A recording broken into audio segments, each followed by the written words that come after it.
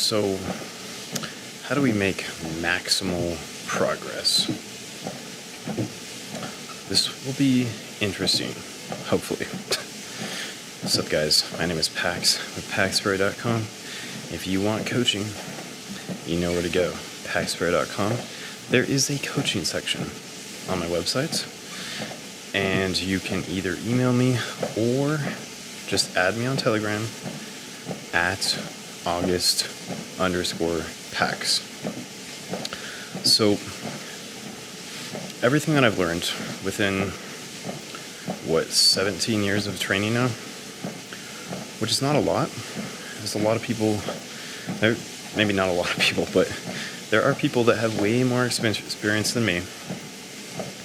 Way more experience with anabolics, way more experience with training, diet, fixing specific gut issues, all the advanced stuff I'm very, very interested in. And it's almost the only thing that I watch but I catch myself because I want to come back to the basics and what does it take, because sometimes we learn things or learn the wrong thing, or you get really good at the wrong thing. That is very hard to undo. It's very hard to unlearn something. So, hopefully, if I had to go back in time, this is how I would do it. Although I've made mistakes, I haven't made a ton of mistakes because I listened to people that were a lot smarter than me at the time. When I started, I wanted to know everything. Before I did testosterone, I wanted to know everything about what could happen, what will happen, and what may or may not happen. I wanted to know everything about it because I didn't want to just mistakenly inject myself with something that could ruin my life. I'm very grateful that it didn't. In fact, it did the exact opposite. It made my life 100 times better because where I was at was absolutely miserable. So, okay, let's go back to the basics. You want to max out your progress and make your efforts in the gym not wasted. You want to make the most out of your time. So, here's the baseline. Whole foods. Preferably 100% whole foods. But if you had to eat something packaged, go with a gluten-free option, a dairy-free option, and something that probably doesn't say no sugar added, because usually with those it has a bazillion different ingredients and it's all just a bunch of fucking chemicals and shit that may or may not cause dementia. I don't know. But it would be better not to consume it, to take the chance and consume it, even though it tastes good. I know. I was one of those people that when I was younger, I would consume an entire 5-pound bag of gummy bears every fucking day. It was disgusting. And I probably made myself insulin resistant from doing that because of all the carbs. So, by the way, carbs are not bad. You just have to use them in moderation. Now, eating whole foods, tracking calories, not necessary, but you will make more progress if you track your calories, track your macros, weigh yourself every day for 7 days straight, track the average. If you're underweight, start gaining weight slowly. So adding maybe 1 or 2 pounds per month, max, if you're underweight. You can be in a calorie neutrality and still gain muscle. You do not have to be in a calorie surplus to gain muscle, even if you're natural. So you want to find out what works best for your body, because everyone's body is very, very intricate, very different. I would start with doing 4 days of lifting. Eventually move your way up to 5. 6 is pretty much for the obsessed, like myself. I find that 6 days can get a little bit too much sometimes if you don't plan out the volume right. For me personally, I can only handle about 150 sets total per week, 150 working sets. After that, considering, I'm just above TRT, like anabolics do have a place in the amount of volume it can handle. But when you're in your early stages of lifting, you can still handle a shit ton of work. You can usually still handle a lot of weight and adding things very quickly because you're taking advantage of those newbie gains. For me, that only lasted for about 5 years or so. And then I had to get smarter about my training. You want to, when you're first starting out, I would add weight as fast as you can with still doing perfect form. Form you want to do perfectly, teach yourself the right way first time so you don't have to unlearn a bad habit. But start adding weight, then add volume. This is on your early stages of lifting. When you're getting more, experienced, a couple more years later, I would just start adding more volume. So you can only add weight for a certain period of time until it stops benefiting you. What I found for myself personally is I don't have to keep lifting heavier weights. I can just add more volume or intensifiers like drop sets or supersets or cluster sets or rest pause sets to get more out of the same stuff that I'm doing, if that makes sense. So training, to be honest, I'm not an expert on training, but that's what I've observed over the years.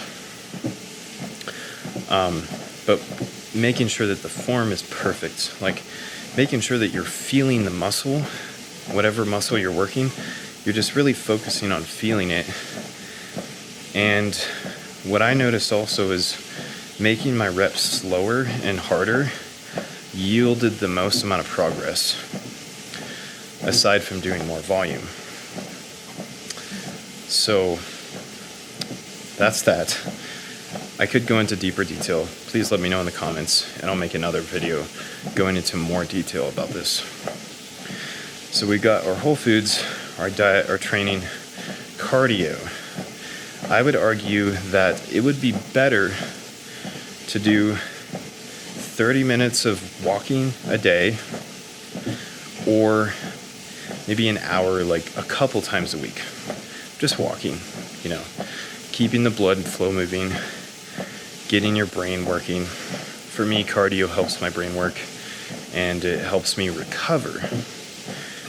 Running, if you're really into running, you got to be careful with this because you can impede your lifting performance and start to regress if you have too much high intensity running type of cardio. Trust me, I know that from experience. I've seen just about every client that I've had, if we overdo it, progress starts to go down. So just have some type of cardio. Walking is great. You can even do 3 10-minute walks a day, like Stan Efferdine says. Really like Stan Efferdine. He's got some great points about that. Now, you want to milk that process out for as long as you can. Unless you have consecutive symptoms of just not being able to wake up well, not sleeping well, not being able to have sex, just feeling like shit all the time, and you know that there's a problem, then you want to get blood work. Make sure before you get on something like testosterone. Wait as long as you possibly can. For me, this took 11 years of being natural until I started to regress, and there was a problem with me. So that was the reason for testosterone. But if you don't have issues and you just want it for performance enhancing benefits, just to look better, totally not against that. That's totally fine. Just make sure you're taking care of your health, doing your blood work frequently, preferably every 3 months. Every 6 months is okay, but you'll know more if you do it more frequently. So for thyroid, for example, you want to get free T3, free T4, reverse T3, TSH, and your free T3 should be at least a 3.5. Free T4 should be at least like a 1.5. And your TSH should preferably be at 1 or below. Reverse T3 should not be high. For testosterone, if you're below 300 nanograms per deciliter, you might need testosterone, if that's consecutive blood work. See, I waited until I was well below 240. I was like 170, 180, 230 on like 3 separate years of having those levels of testosterone, those low levels of testosterone at 25. That's when I started testosterone, because the symptoms also matched up with that blood work. And that's not good blood work. Average, I think, is like 500 or so for naturals, up to like 900. This is all very individualized. It's very, very individualized. So if you're going to start with the medications, just do testosterone. See how you feel a couple years later. If you want any other performance enhancing benefits, I would recommend Masteron or Anivore or Anivore. But when you start adding things, just add in one thing at a time and slowly titrate the dose up of, like, testosterone, for example. Like TRT is 200 to 150 to 250 for people that need a little bit more than that. Some people might need 350 milligrams for TRT. It's not common, but it's possible. But when you add to the testosterone dosage or any anabolic dosage, just go up by 10 milligrams and make sure you're doing daily injections, because you're going to have more stable blood work, more stable blood levels if you inject with a little insulin syringe every single day. You're going to be a lot better off that way. All the doctors and people that recommend once a week or God knows every 2 weeks, that is shit. That is terrible advice. It's not the right way of doing things, and you will get much better outcomes if you inject daily, microdosing daily. So I hope this helps. You can use that, max out your progress in the gym. This is kind of just a baseline. Let me know in the comments. I hope you liked this video. I hope you have a wonderful rest of your day.